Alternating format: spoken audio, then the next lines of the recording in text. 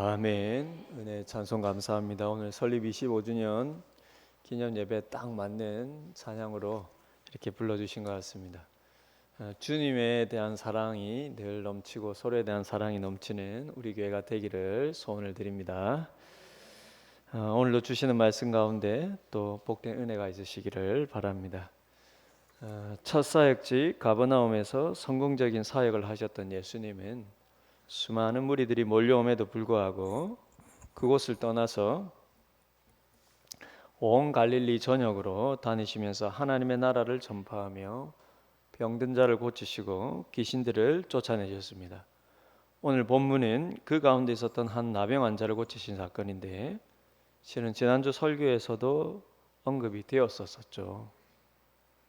주님께서 귀신들에게만 잠잠하라고 말씀하신 게 아니라 심지어 치유받은 사람들에게도 아무에게 아무 말도 하지 말라고 경고를 하셨습니다. 그 이유는 사람들이 주님께서 오신 목적을 치유와 기적으로 이해하는 것을 주님이 경계를 하셨기 때문이다 라고 말씀을 드렸었습니다. 그 대표적인 예로 지난주 말씀드렸던 이 나병 환자의 사건이 바로 이렇게 이어서 등장을 하는 것입니다.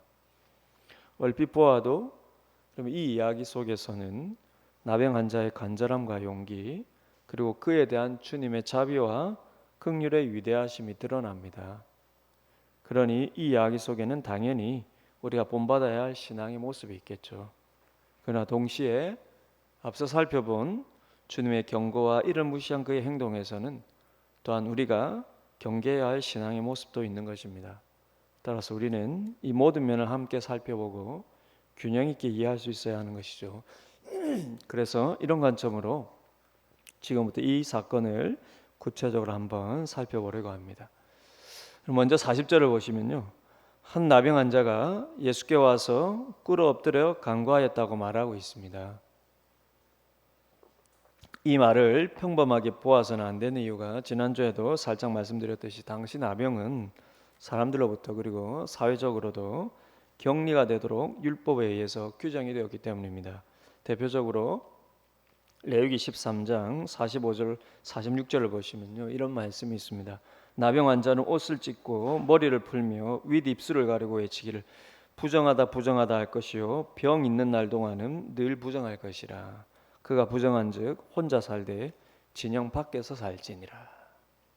그러면 진영은 당시 모세가 출애굽한 이후에 광야에서의 삶 가운데 이 지금 말씀을 쓰고 있는 거기 때문에 진영은 지금 본문 당시로 치면은 마을 밖에 사람들이 사는 공간 밖에 나가서 살아야 된다. 그러면 나병 환자들이 진영 밖에 살며 사회적으로 격리되었던 이유는 의학적으로 전염성의 이유도 있겠지만 종교적으로 하나님의 저주를 받은 것으로 간주되는 경향이 더 컸기 때문입니다. 한 주석가의 표현을 제가 보니까요. 나병 환자는 살아있으나 죽은 것이나 마찬가지였으며 그 질병의 치유는 죽은 자들 가운데서 마치 다시 살아나는 것과 같았다라고 할 정도로 나병이 걸리면요. 그 당시에는 남은 인생은 마치 끝장난 인생과 같이 그러면 생명적인 육체적인 것뿐만 아니라 사회적으로도 사람들 틈에 있을 수가 없으니까 의학적으로 치유되기가 거의 불가능하였고 영적으로도 하나님의 심판을 받은 것으로 여겨졌으니 여러분 오죽했겠습니까? 게다가 그 무서운 질병이 전염병까지 가졌으니 여러분 지금의 코로나 바이러스보다 그러면 더 심한 사람들로부터 혐오감을 받는 대상이 되었을 것입니다. 그럼 지금도 코로나 바이러스로 인해서 어떤 나라에는 국경이 봉쇄되기도 하고 심지어는 그 나라 안에서도 도시들끼리 서로 넘어오지 못하도록 사람들이 자발적으로 바리케이트를 치고 경계를 하는 모습도 우리가 TV로 보기도 하지 않았습니까? 오늘 본문 당시 나병에 대한 인식은 이보다 더 했을 것입니다. 더군다나 나병은 하나님으로부터 버림받은 것으로 여겨졌으니 사람들에게 그 혐오감은 얼마나 심했겠습니까?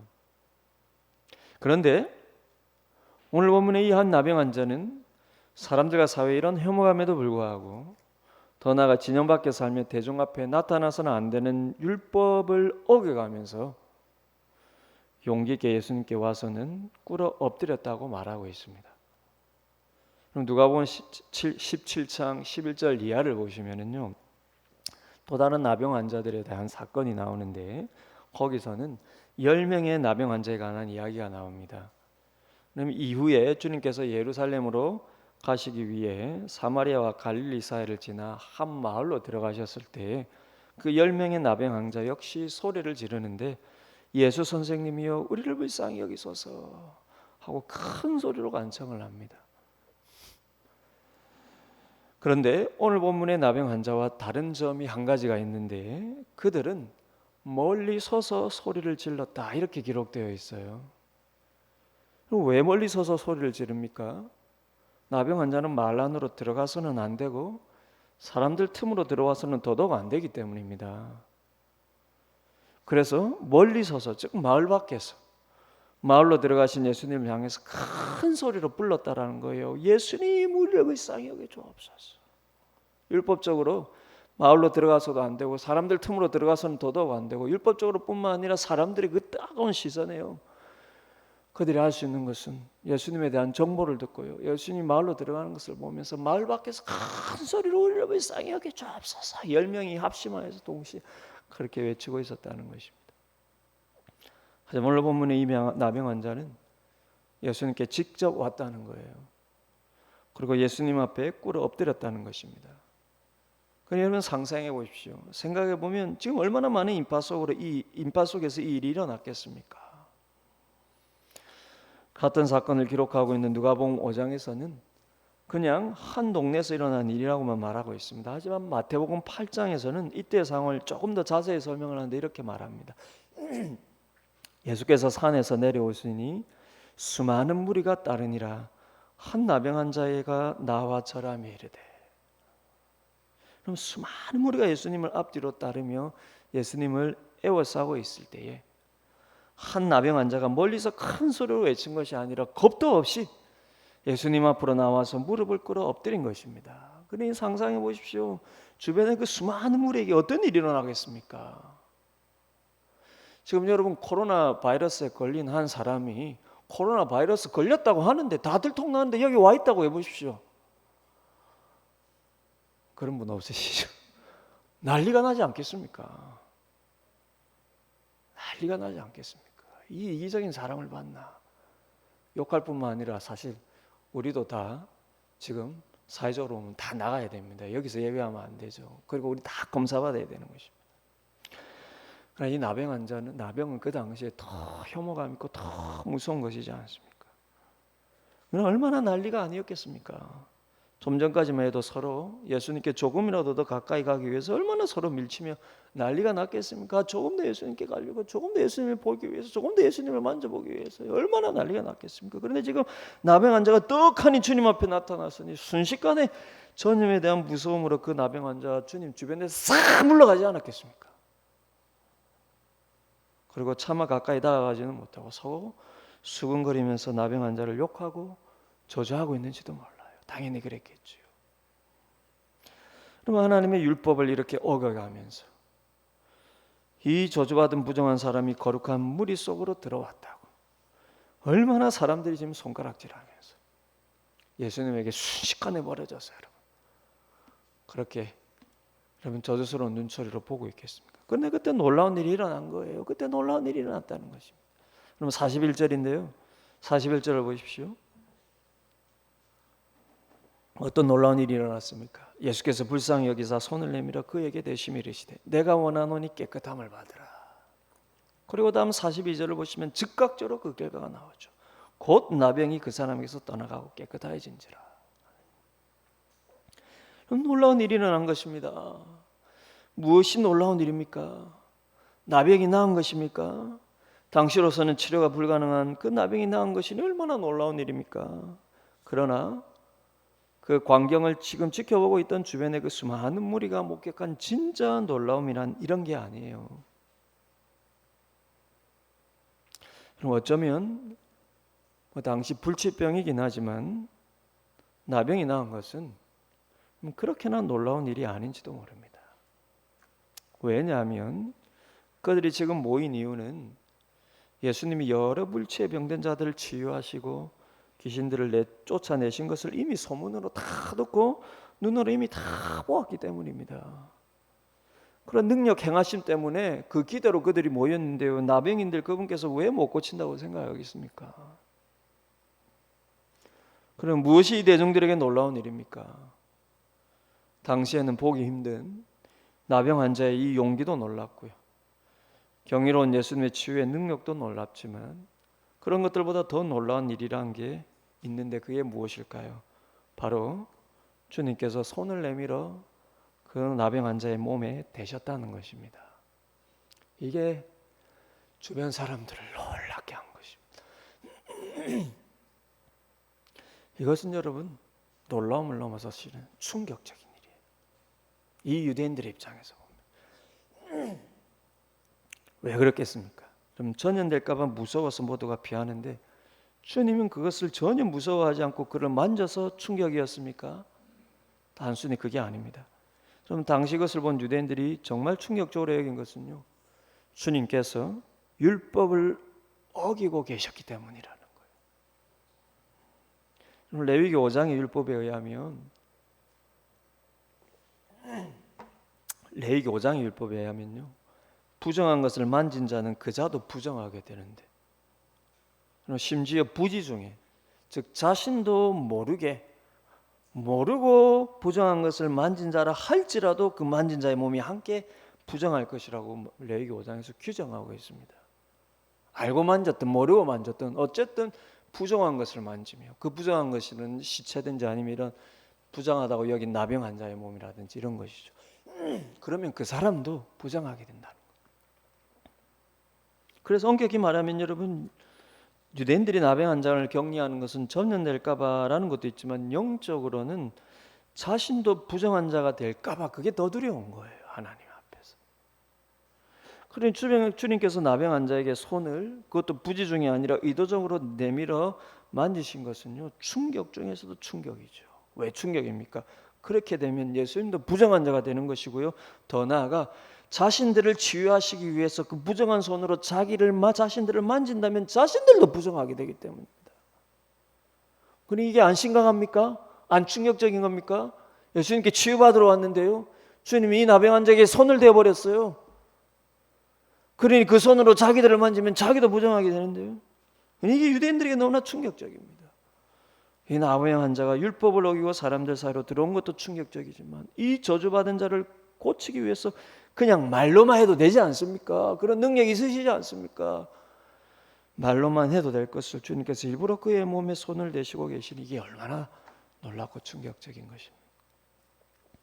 그렇다면 여러분, 주님께서는 정말 이들이 받을 이런 충격을 모르셨을까요? 아니죠. 다 아셨습니다. 누구보다 율법을 잘 아신 주님이신데요. 그것도 주님을 만나기 위한 열망으로 모인 그들 중에 어떤 사람은 오해하고 주님에게서 등을 돌릴 수도 있다라는 것을 다 아셨을 것이고, 심지어 예수님을 고소하기 위해 예수님을 예의주시하는 자들로 이것을 빌미 삼을 수 있다는 것도 다 아셨을 것입니다. 그런데도 왜 주님은 일부러 손을 내밀면서까지 그 나병 환자를 대시는 것일까요? 그 답은 바로 41절에서 말씀하고 있습니다. 뭐라고 말씀합니까? 예수께서 불쌍히 여기사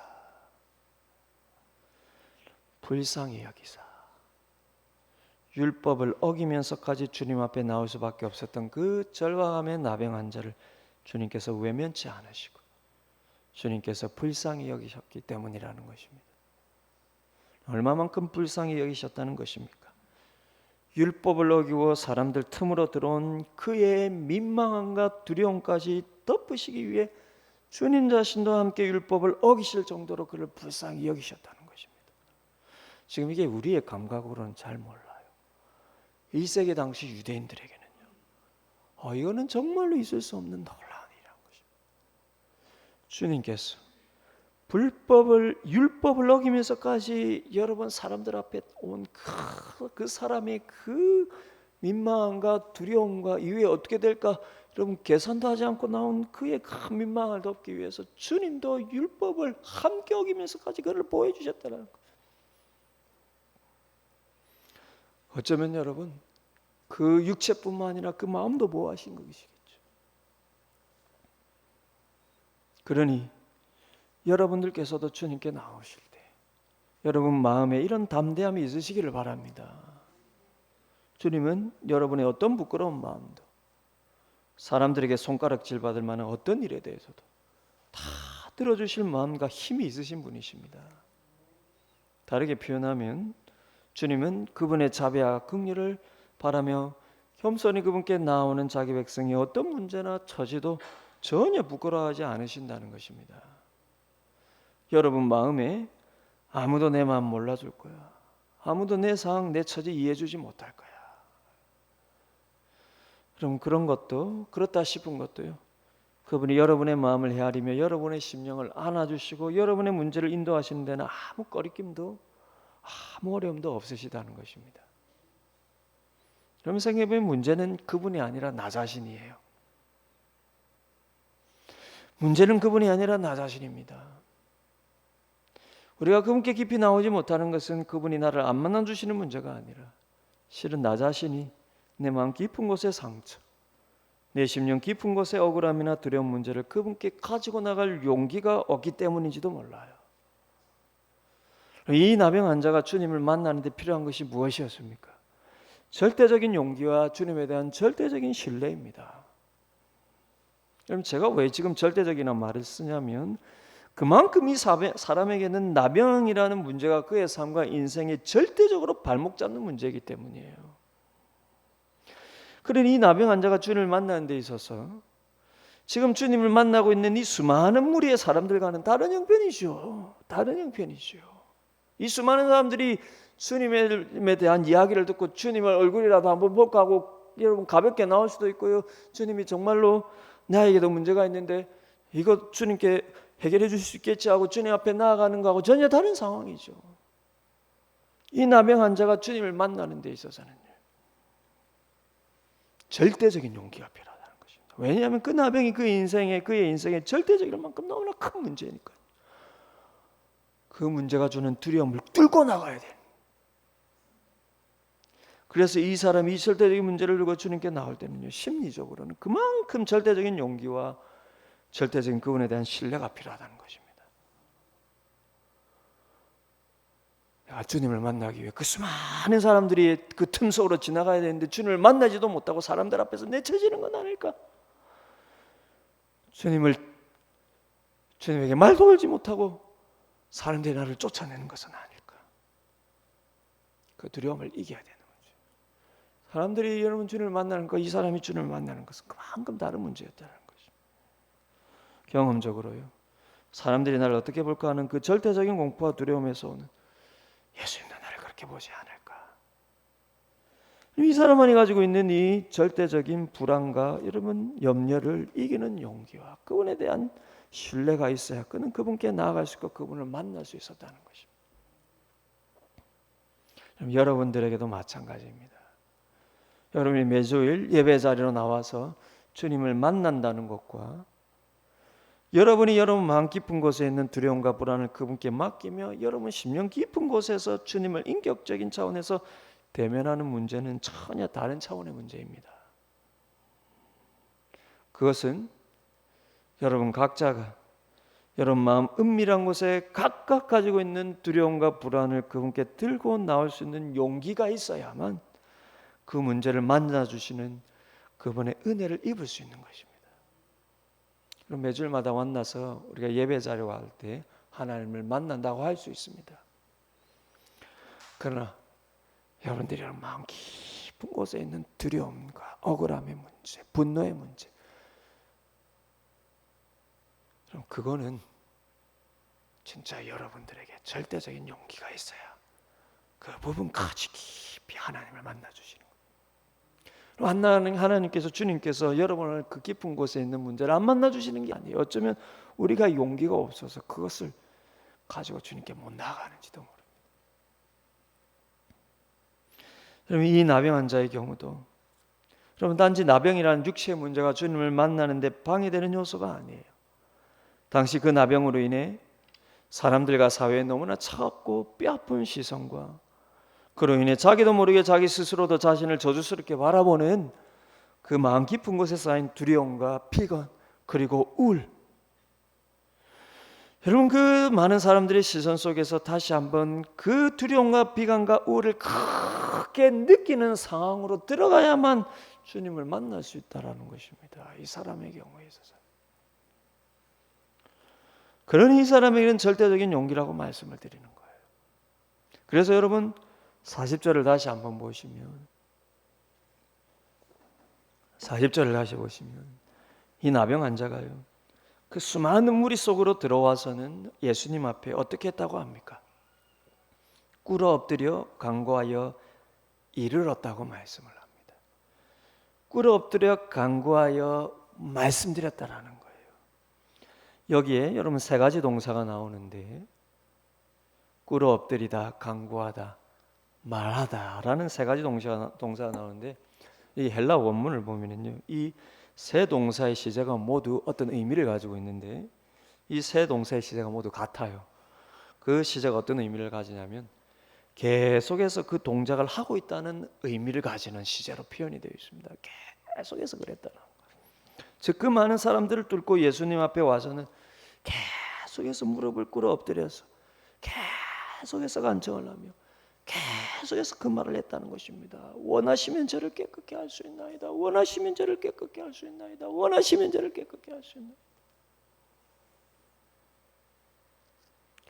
그러면 성경을 보면은 흉악한 귀신 들린 딸을 위해서 여러분 모든 재산 다 틀어서 여러분 자기 인생 다 바치고 자기 삶을 다 바쳤는데도 어떤 의원들에게 가서도 고침을 받지 못한 한 그런 이방 여인이 절박하게 주님 앞에 나왔을 때 그 표현도요, 주여 저를 불쌍히 여겨주옵소서. 간청하는데 그 무릎을 꿇고 계속 간청하는, 주님 저를 불쌍히 여겨주옵소서. 주님 저를 불쌍히 여겨주옵소서. 이방이니까요, 그러면 제자들마저 그 여인을 보면서 예수님 귀찮게 하지 말라고 막 쫓아내려고 하는데, 그 여인이 이방인임에도 불구하고 주님 앞에 와서 계속해서 저를 불쌍히 여겨주세요. 저를 불쌍히 여겨주세요.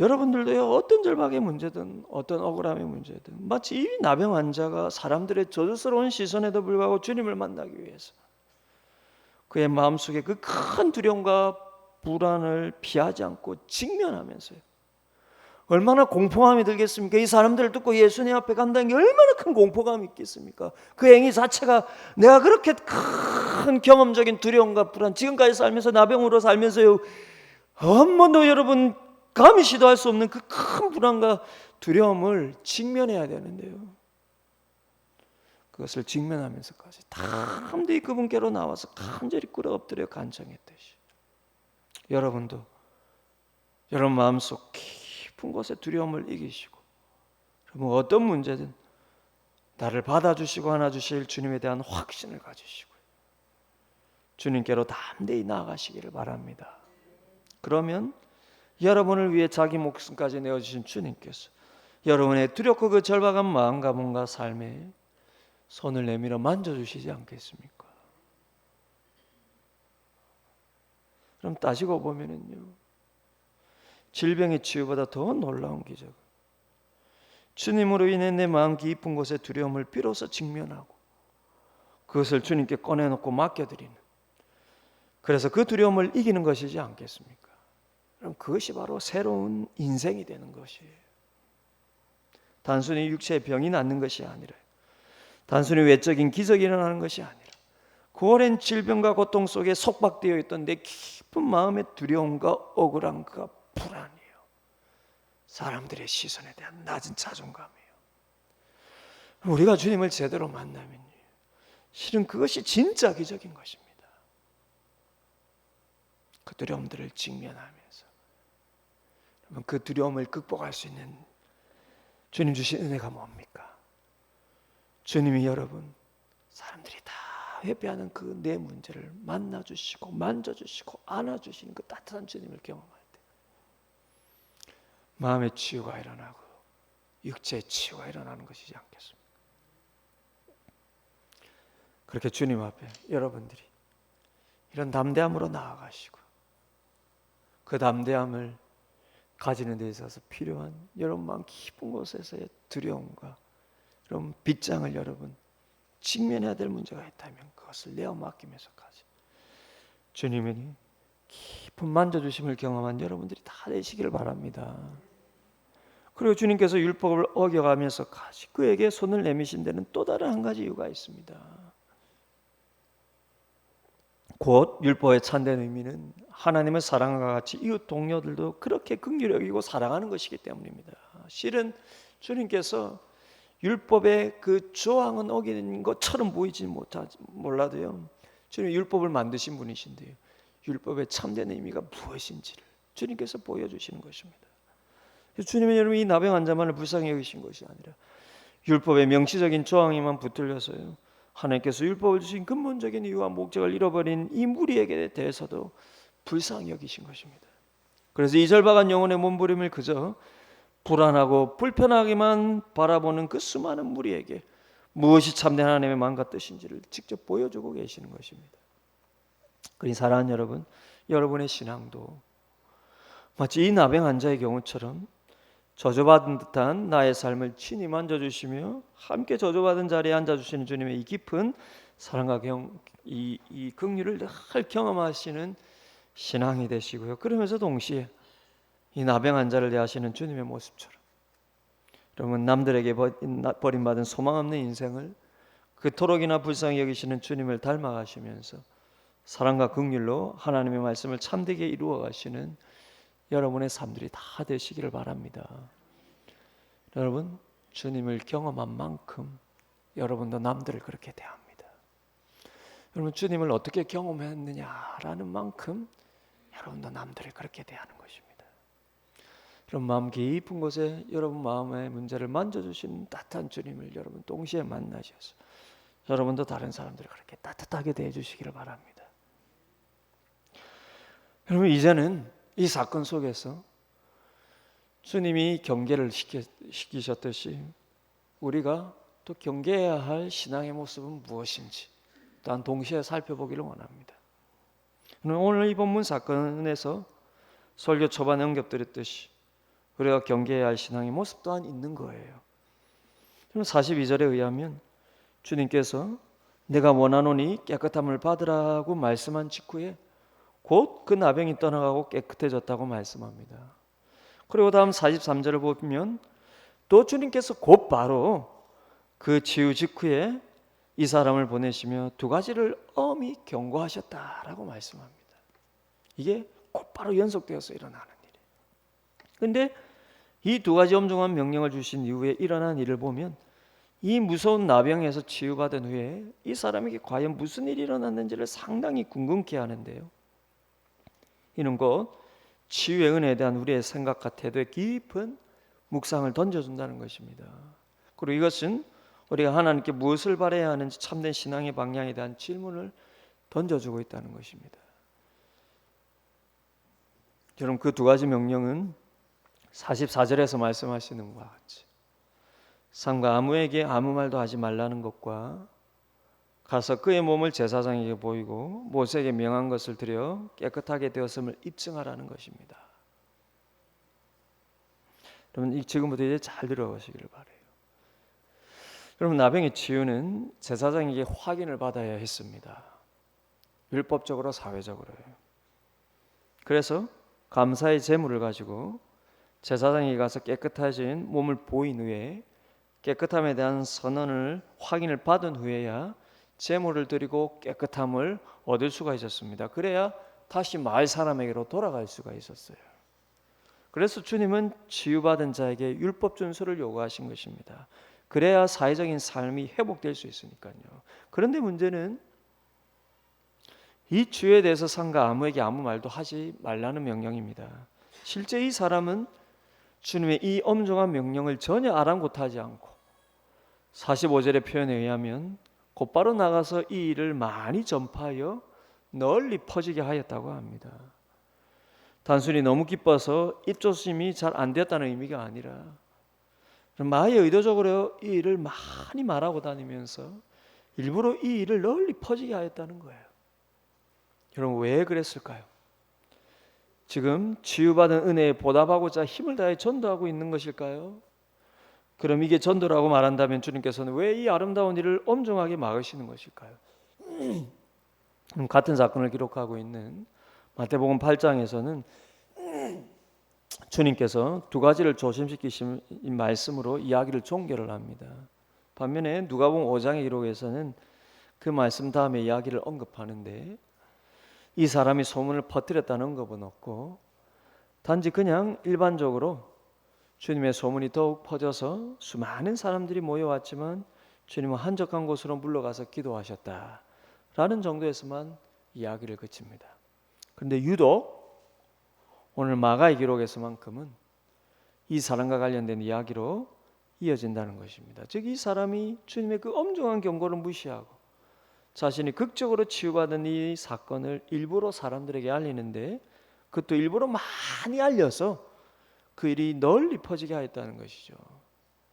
즉 주님은 엄정하게 아무에게 아무 말도 하지 말라고 하셨는데 이 사람은 일부러 이 일을 널리 퍼지게 해서 일부러 많은 사람들이 있는 곳으로 가서 이 일을 알렸다라고 지금 마가가 지금 그런 뉘앙스로 말하고 있다는 것입니다. 그럼 마가의 이 뉘앙스는요, 이 나병 환자가 예수님의 은혜에 너무 감격하여서 아무리 입조심하려 해도 예수님을 증거하지 않고서는 견딜 수가 없었다는 그런 의미가 아닙니다. 마가의 이 설명의 뉘앙스는요, 예수님의 엄중한 명령을 곧바로 무시하고 일부러 널리 퍼뜨리는데 뭔가 이 사람의 또 다른 의도가 있었다는 듯한 뉘앙스를 주고 있다는 것입니다. 무슨 의도일까요? 물론 성경이 말하지 않는 한 그 속마음을 어떻게 단정할 수 있겠습니까? 하지만 어느 한 유력한 주석가는 조심스럽게 이렇게 추측합니다. 그가 많은 사람들에게 정말 퍼뜨리고 싶었던 것은 예수님의 메시아 되심이 아니라 자신이 치유받은 사실, 자신이 기적을 받았다는 사실, 그래서 나도 이제 이렇게 나병에서 자유로워졌다라는 사실, 그 사실에 있었다는 것입니다. 한마디로 말해서 자기 기쁨과 자기 자랑에 빠져서 예수님의 명령은 전혀 신경도 안 썼다라는 것입니다.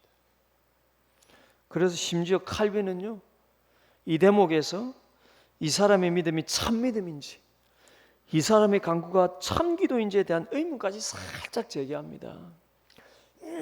우리가 그게 아니었다고 전혀 단정할 수는 없지만요, 이 사람의 이외의 행동을 보면 정말로 이 사람의 믿음이 참 믿음이었을까 의심이 들 정도로 이 사람의 의도적인 행동은 그러면 자신의 자랑에 너무나 초점이 맞춰져 있었다는 것입니다. 즉 이 사람이 가진 확신은 예수님이 치유에 대한 능력을 가졌다는 확신일 뿐이지, 그래서 그분이 메시아로서 어떤 하나님의 뜻을 이루시기 위해서 이 땅에 오셨는지에 관심 없었다라는 것입니다. 그럼 그러고 보면 이 사건에 대한 마태, 마가, 누가 우리 공간복음서를 하는데요, 그럼 이 세 복음서의 모든 기록에서 주님의 명령대로 이 사람이 제사장에게 가서 자기 몸을 보였다라는 기록은 없어요. 주님 두 가지 명령을 했는데 제사장에 가서 자기 몸을 보였다라는 이 기록은 없습니다. 물론 제사장에게 갔겠습니까? 안 갔겠습니까? 그럼 이 사람이 제사장에게 갔겠습니까? 안 갔겠습니까? 이모 안 봐도 뻔하죠. 당연히 갔죠. 왜 갔습니까? 그래야 자기가 율법적으로 자유로워지기 때문입니다. 그래야 다시 마을로 들어갈 수 있기 때문이에요. 하지만 여러분, 그것은 주님에 대한 순종이라기보다 자기를 위해서라도 너무나 당연히 해야 할 일이었기 때문에 마가나 여러분 마태나 누가 애써 그것을 표현할 필요가 없다는 거예요.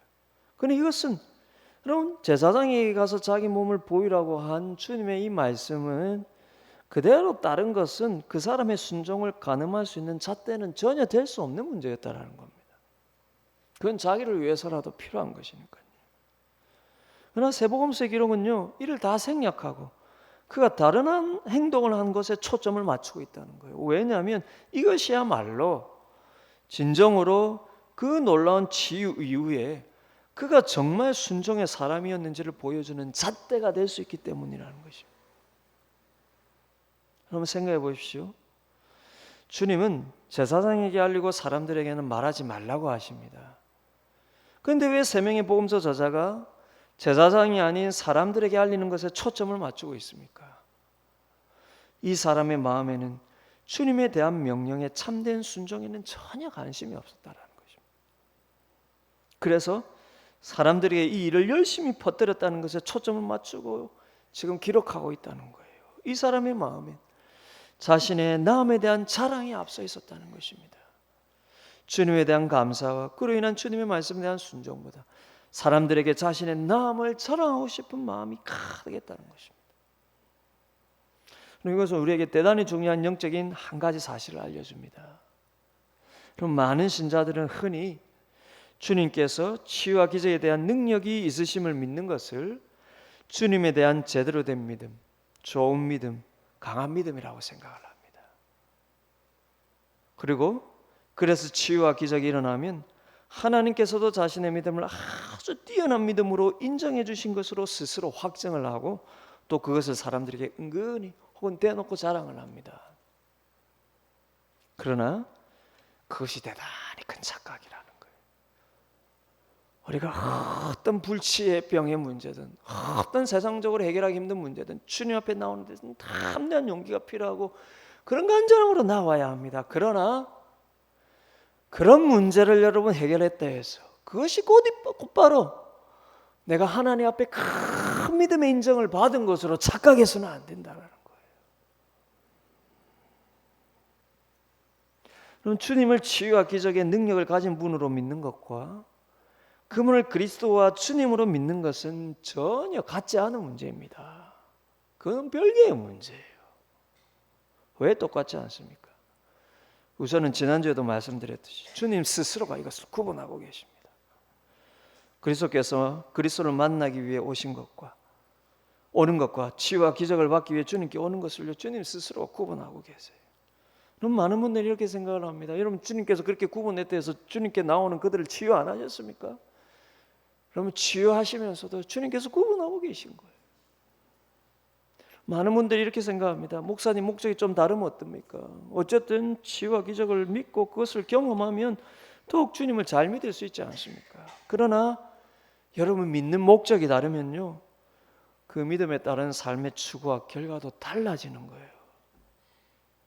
믿음 생활의 방향이 달라지는 것입니다. 어떻게 다릅니까? 순종의 내용과 방향이 달라지는 거예요. 주님이 우리의 믿음을 가늠하는 참된 여러분 기준은 기적의 경험의 유무나 그 크기의 유무가 아니라 순종의 유무입니다.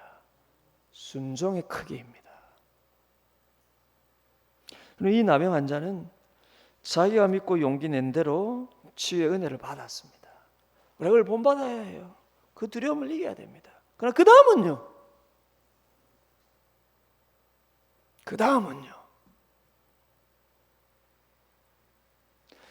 여러분 이 나병 환자는 그 두려움을 극복하고 사람들에게 나갔고 주님 앞에 나아갔고 주님을 만져주셨습니다.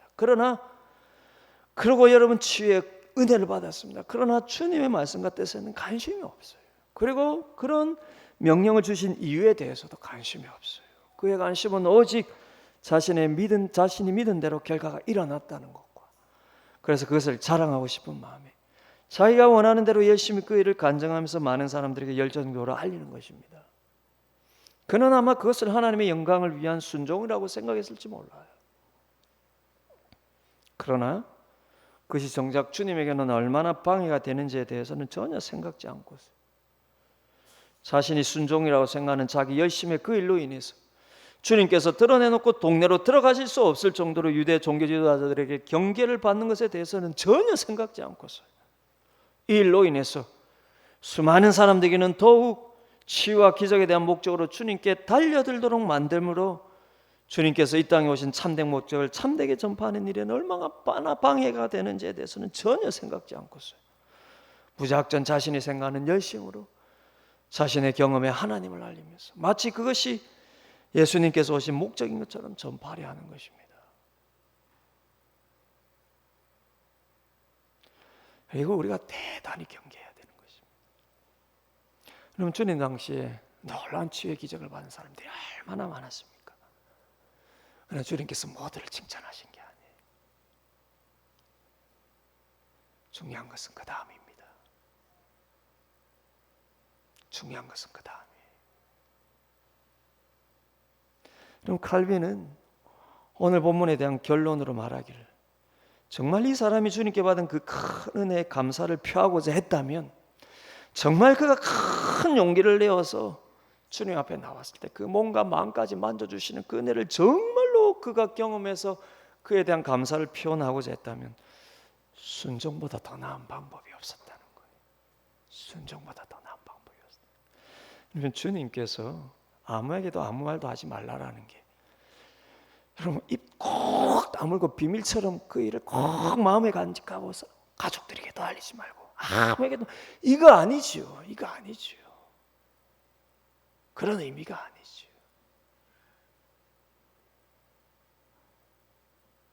사람들이 주님께서 오신 목적을 착각하지 않도록, 그리고 너 스스로도 왜 내가 이 땅에 왔는지 착각하지 않도록, 왜 주님이 너를 치유하셨는지 깊은 묵상을 하라는 것입니다.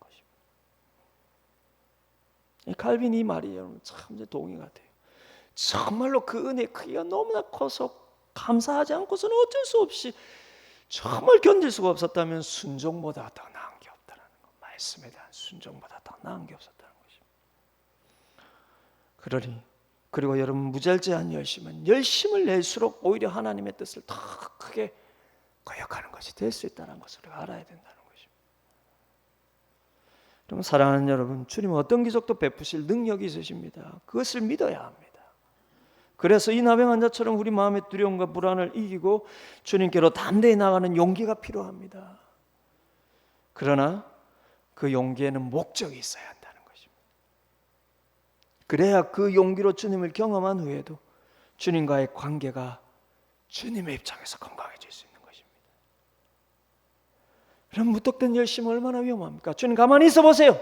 내가 영광을 돌리겠다는데, 내가 이 지금 은혜를 간증하겠다는데 가만히 있으세요. 아니에요 여러분. 용기에는 목적이 있어야 하는 것입니다.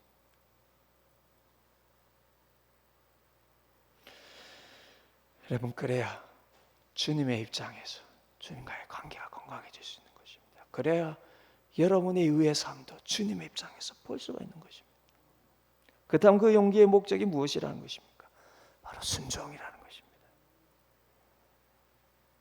우리가 주님을 만나고 주님의 은혜와 치유와 기적을 간절히 바라며 그 응답을 기대하는 모든 목적이 무엇이 되어야 한다는 것입니까? 그분의 뜻과 말씀에 잠잠히 순종할 수 있는 참된 믿음을 가지기 위해서입니다.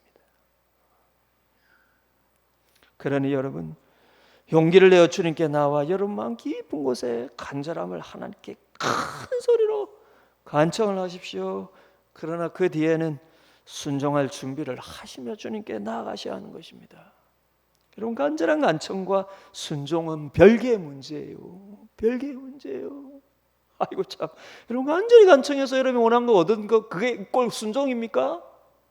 그 다음이 순종이죠. 그 다음이 순종이죠. 내가 40일을 금식하며 여러분 앞에 하나님 앞에 간절히 소원드려서 여러분이 원하는 그 큰 기적을 얻었으며 이 꼴 순종한 겁니까? 아니죠. 그 다음이 순종이죠. 그러니까 간절히 간청하는 것과 여러분 더 나아가서 설사 그걸로 인해서 여러분 원하는 대로 된 것과 주님 입장에서의 순종은 별개의 문제라는 것입니다. 아까 10명의 나병 환자를 말씀을 드렸는데 여러분 10명의 나병 환자의 경우도요. 10명의 나병 환자의 경우도 예수님을 향해서 그렇게 간절히 외치고 그래서 주님께서 멀리 있는 그들을 만지지도 아니하시고 말로만으로도 기적을 베푸시며 치유해 주시지 않았습니까? 어떤 부분에 있어서 오늘 본문의 나병 환자들보다는 더 용기가 없었겠죠. 그러나 그들은 멀리 서서 그들이 할 수 있는 용기를 내어서 주님 불쌍히 여주옵소서 그렇게 외쳤을 때 주님께서 만져주시지도 않으시고요. 그들에게 말씀으로 깨끗게 하셨습니다. 그렇지만 여러분 그렇다고 그들이 모두 주님 앞에 나온 것은 아니에요. 그 이유가 중요한 것입니다. 그 이유에 여러분 이 사건이 무엇을 말해줍니까? 그들이 여러분 제사장에게 몸을 보이러 가라는 주님의 말씀을 따라서요. 그렇게 가다가 그들의 병이 나은 것을 보고 어땠다는 것입니까? 단 한 명만이 주님께로 와서 무릎을 꿇고 감사합니다. 그것도 그는 유대인들이 이방인 취급한 사마리아인이었다. 그렇게 말하고 있습니다. 누가복음 17장 15절 16절에 이렇게 기록되어 있습니다. 그 중에 한 사람이 자기가 낳은 것을 보고 큰 소리로 하나님께 영광을 돌리며 돌아와 예수의 발 아래 엎드려 감사하니 그는 사마리아 사람이라. 그 마음에 무엇이 있었다는 것입니까? 그는 단순히 자기가 치유받고 싶은 기적보다는 그 기적이 당연히 바라죠. 그래서 용기를 내었죠. 그러나 저는 정말로 주님을 알고 싶고 만나고 싶고 자기 삶의 주인으로 모시고 싶어요. 그랬을 때 주님의 대답이 그 다음 17장 17절에서 19절에 이렇게 주님의 대답이 나옵니다. 예수께서 대답하여 이르시되 10사람이 다 깨끗함을 받지 아니하였느냐? 그 9은 어디 있느냐? 이 이방인 외에는 하나님께 영광을 돌리러 돌아온 자가 없느냐 하시고 그에게 이르시되 일어나라, 내 믿음이 너를 구원하였다. 무슨 말입니까? 치유와 구원은 별개의 문제라는 겁니다. 치유와 주님을 만나는 것은 별개의 문제라는 거예요. 제대로 만나는. 그럼 그들이 제사장에게로 나아가면서 여러분 치유를 받았을 때 그들의 다음 행동은 여러분 말하지 않아도 뻔하지요. 제사장에게 자가 가서 자기 몸을 보였겠죠. 그리고 이제는 떳떳하게 마을 사람들이 들어가면서 나 이제 다 나았어. 얼마나 널리, 그것도 예수님이 나 낫게 해주셨어. 얼마나 소문내고 다녔겠습니까? 그럼 그 자체가 잘못되었다기보다는요, 주님께서 정말로 원하시는 것은 그 다음에는 순종과 깊은 감사와 그 감사에서 나오는 주님 말씀을 따르는 순종이라는 것입니다. 그러면 치유와 구원이 이 꼴이 아닙니다. 기적과 구원이 같은 것이 아닙니다. 치유와 기적이 여러분 하나님 자녀됨에 대한 결정적인 증거도 아니에요. 주님께서 보시는 증거는요, 정말로 주님의 뜻과 말씀을 잠잠히 듣고 그분을 따르는 순종의 사람인지 주님 그것을 보고 계신다는 거죠. 그러고 보면 제가 좀 더 나갔는지는 모르겠지만요, 이렇게 말씀드려서 제가 좀 더 과하게 해석한지는 모르겠지만요, 그러고 보니까 살펴보니까요, 이 사람은 10명의 나병 환자들보다 더 큰 용기를 내지 않았습니까? 더 큰 용기를 내어서 사람들 틈으로 들어가지 않았습니까? 그리고 무릎을 꿇어 엎드려서 주님 앞에 소리쳐 간청하며 말하지 않았습니까? 그런데 그의 말은 희한하게도 그가 원하는 것에 초점이 맞춰진 말입니다. 비교해보면 그래요. 이 오늘 본문의 나병 환자는 뭐라고 주님 앞에 간청을 했냐면 원하시면 이 병을 낫게 해주실 수 있습니다. 원하시면 저를 낫게 해주실 수 있습니다. 이 사람의 머릿속에는 온통 자기가 원하는 치유에만 관심이 있었어요. 그러나 여러분 이 지금 10명의 나병 환자나 여러분 흉악한 귀신 들린 그 딸을 둔 그 이방 여인은 주님 앞에 어떻게 외쳤냐면요, 예수여 저를 불쌍히 여겨주옵소서. 불쌍히 여겨주옵소서. 물론 그렇게 얘기했다고 그 10명의 나병 환자들이 다 주님께 돌아와서 감사한 건 아니지만 정말로 이 한 명의 나병 환자, 돌아온 한 명의 나병 환자, 그 이방 여인이 주님 앞에 그 간절히 간청했을 때 주님께서 공통적으로 한 얘기가 네 믿음이 너를 구원하였다 라는 그 말씀에는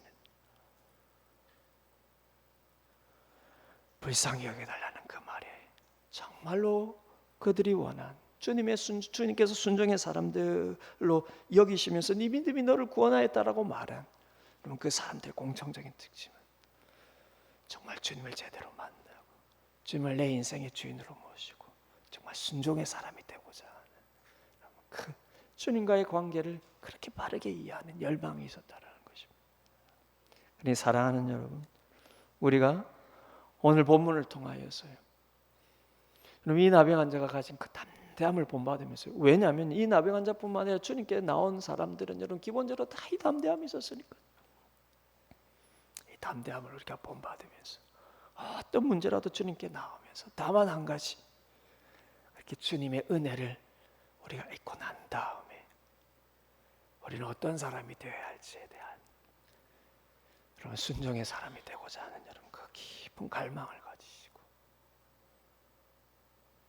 그렇게 주님 앞에 나와서요, 여러분 몸을 만지시고 여러분 마음을 만지시는 주님을 그렇게 경험하시며 순종의 사람이 되어 가시기를 주님의 이름으로 축복을 드립니다. 우리 오늘 말씀을 생각하면서 한번 기도하기를 원합니다. 그러고 보니 우리가 삶의 답답한 문제를 만날수록, 간절한 문제를 만날수록 우리의 생각은, 우리의 마음은 온통 내 문제가 해결되는 거기에 초점만 맞춰져서 주님이 내게 어떤 분이신지, 주님이 내 인생에 어떤 분이신지, 나는 주님과의 관계가 어떠해야 하는지, 나는 주님을 내 인생에 정말 무엇으로 여겨야 하는지에 대한 참된 묵상과 기대가 없었음을 주님 용서하시고, 돌이켜보면 우리는 크고 작게 다 이런 은혜와 기적을 모두가 다 크고 작게 경험했음에도 불구하고 돌아보니 나는 그것을 자랑하는 데만 마음이 있었을 뿐 정말 말씀에 대한 순종에는 관심이 없었음을 주님 용서하여 주옵소서. 그리고 나는 또 다른 기적을 바라면서 주님 앞에 간절함으로 나오지만 순종의 사람이 되고자 하는 그 바람이 적었음을 주님 용서하여 주옵소서. 주님, 기적의 경험보다 더 중요한 것은 내가 주님 앞에 순종의 사람이 되어가는 것임을 우리가 평생 깨닫게 하시고 그것이 우리 마음의 가장 큰 소원이 되게 하여 주옵소서. 우리가 그렇게 하나님 앞에 한번 같이 기도하기를 원합니다. 기도하시겠습니다.